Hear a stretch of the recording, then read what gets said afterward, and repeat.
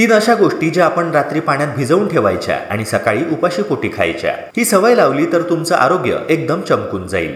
Number 1, 4-5 बदाम रात्री भिजवा आणि सकाळी खा। यात प्रोटीन, फॅट आणि कार्बोहायड्रेट्स भरपूर असतात।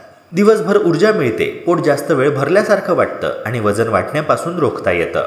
तुम्ही बदाम सालीसहित किंवा साल काढून दोन्ही प्रकारे खाऊ शकता। नंबर 2, रात्री 1 वाटी पाण्यात 2 अंजीर भिजवा। सकाळी उपाशीपोटी खाल्ल्याने पोट साफ होण्यास मदत होते। यात असलेले तंतुमय पदार्थ पचन सुधारतात आणि इम्युनिटी वाढवतात, ज्यामुळे सर्दी खोकल्यापासून बचाव होतो। नंबर 3, 5 ते 7 काळे मनुके रात्री भिजवा। सकाळी खाल्ल्याने हृदय आणि रक्तवाहिन्यांचं आरोग्य सुधारतं। त्वचा, केस निरोगी राहतात आणि पचनशक्ती वाढते।